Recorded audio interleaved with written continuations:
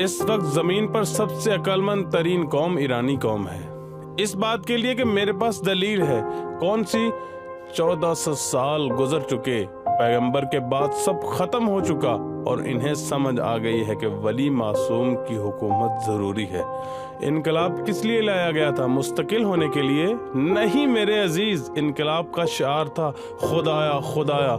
हजरत मेहदी के इनकलाब तक इमाम खुमैनी की तहरीक की हिफाजत फरमा। इसका क्या मतलब हुआ? हमने बताया सबसे पहला इम्तिहान जो खुदा लेता है वो मुआशी इम्तिहान है। मेरे अजीज, तुम एक ईरानी हो, तुमने जब हुकूमत बनाई मुआशी इम्तिहान में पढ़े या नहीं? इक्तिसादी पाबंदियां लग गई या नहीं? दुनिया में तेल की पैदावार में दूसरे नंबर पर थे, लेकिन फिर भी पेट्रोल भरवाने के लिए 3 किलोमीटर की लाइन में खड़े होते। किसी ने भी शिकायत नहीं की।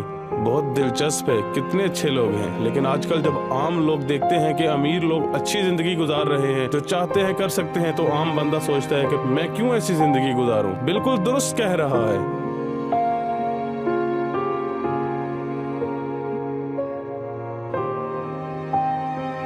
दूसरा इम्तिहान कौन सा इम्तिहान है?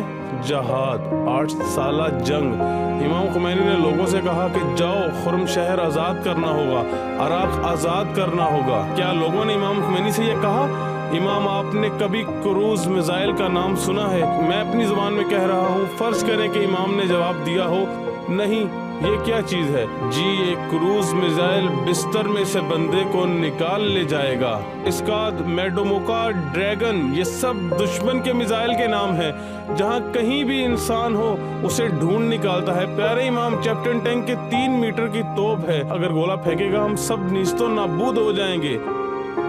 इमाम, क़ुव्वातुल उरूबे मिस्री के 18,000 सिपाही यासिर अरफात खुदा उसे पूछे इसराइल से जंग कर रहा था, लेकिन हमारे खिलाफ सद्दाम को अपने सिपाही फराहम किए। इमाम, योगोस्लाविया ने यहाँ माइंस बिछाई हैं। इमाम, सुरबे ने शलमशे का वो हाल किया है कि वहाँ से गुजर नहीं सकते। इमाम, हमारा फिजाई दिफाई निजाम फ्रांसीसी जंगी जहाज मिराज और रूसी जंगी जहाज सुख्वी का मुकाबला नहीं कर सकता। ये आते हैं और हमला करके चले जाते हैं। इमाम, कल के जंगी ऑपरेशन में हमने दुश्मनों को असीर बनाया। एक की आंखें नीली थीं। हमने पूछा कहाँ के हो? कहता है कि मैं जर्मनी का हूँ। मेरी हालत ये सुनकर खराब हो गई है। इमाम, सिर्फ कौमे इमालगा ही नहीं, पूरी दुनिया एक हो गई है। क्या फिर भी मुझे जाना होगा? नहीं, किसी ने भी इमाम से ये बातें नहीं की। हुक्म मिला, 7 लाख अफराद निकल पड़े। एक सवाल, क्या वली मासूम ने इन्हें ये हुक्म दिया था? नहीं जनाब, बल्कि वली मासूम का मुतबादिल भी ना था। क्या था? वली फकी था। हम में से ही एक था, फकी था। इस तरह से हमने खुदा को पैगाम भेजने की कोशिश की कि खुदाया शख्स से मासूम भी नहीं, और उसने हुक्म दिया तो हमने कर दिखाया। अगर हकीकी मासूम को भेज दोगे तो सोचो हम क्या करेंगे। जनाब, वल्लाह कुछ लोग हैं जो चाहते हैं कि आपको पता ना लग सके कि 8 साल जंग में क्या क्या हुआ।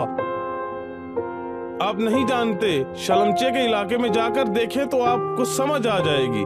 अगर शलमचे के हर टुकड़े पर दफन शहीद के लिए एक फातिहा पढ़ना चाहते हो तो कसम से हर एक टुकड़े पर तुम्हें कम से कम 48 घंटे गुजारना पड़ेंगे। जानते हो क्यों? अगर तुम्हारा एक कदम 50 सेंटीमीटर का भी हो तो सिर्फ उस 50 सेंटीमीटर पर 25 अफराद शहीद हुए हैं। फातिहा तो क्या, सलवात भी इतनी तादाद में ना पढ़ पाओगे। उन्होंने अपनी जान दी और तुम्हें लगता है कि ये बच्चों का खेल था।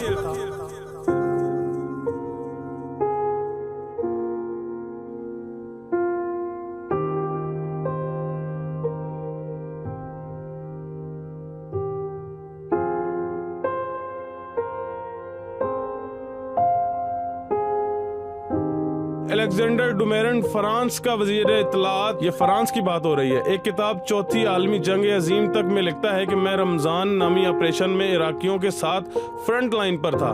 दीवाने हो? यहाँ क्या कर रहे हो? कोई गोली लग जाएगी तुम्हारे सर में। कहता है मैं सईदुस सहाफ के पास आया और कहने लगा ये तेरा 14 साला 4-5 सिपाहियों को पकड़ कर लाओ ताकि मैं पूछूं कि इनके जहन में क्या डाला गया है। जितना कत्ल करते जाते हो उतने ही जोशो खरोश से आगे बढ़ते हैं। जान अजाब में डाल दी है। ये है कौन? ये उसने अपनी किताब में लिखा है। क्या ये बातें तुम्हें किसी ने बताई हैं? नहीं, 8 साल तुम्हारे लोग बेदर्दी से कत्ल होते रहे, इस बारे में तुम्हारे स्कूल की तारीख की किताब में 2 सफ़े हैं, उसमें भी 60% सिर्फ तस्वीरें हैं। जिस वक्त ईरानियों ने जाकर खुर्म शहर आजाद करवा लिया, मेरे अजीज तुम जान लो, इराक का लश्कर शिकस्त खाने के लिए तैयार था। एक झटका, सिर्फ और सिर्फ एक झटका और लगता तो हम बसरे पर कब्जा कर लेते। बसरा शियों का इलाका था, सद्दाम के खिलाफ था, उनके अपने हाथों में ही थमा देते तो हमारा काम आसान हो जाता। और 65% कुर्द भी सद्दाम के खिलाफ थे, जल्द सद्दाम का काम तमाम हो जाता। लेकिन हुआ क्या, अचानक इसराइल ने 1982 में लबनान के साथ जंग शुरू कर दी। क्या तुम्हें इस बात की खबर है कि दुनिया में कभी एक मुल्क पर कभी दूसरे मुल्क पर सिर्फ तुम्हारी वजह से हमला किया जाता है ताकि तुम पीछे हट जाओ। वो जानते हैं कि तुम खुद गर्ज नहीं हो, पूरी दुनिया की परवाह करते हो।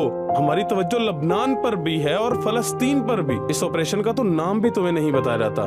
कहते हैं इसका नाम बैतुल मुकद्दस था। नहीं जनाब, इसका नाम इला बैतुल मुकद्दस था। हम आ रहे हैं, राह कुद्स करबला से गुजरता है। अगर तुम लड़ते नहीं जाओगे वो तुम्हारे पीछे आ जाएंगे। अगर हम ज़ाहिरी नमूद नुमाइश में मुब्तला ना होते तो कोई भी कयामत तक हमारा रास्ता ना रोक पाता।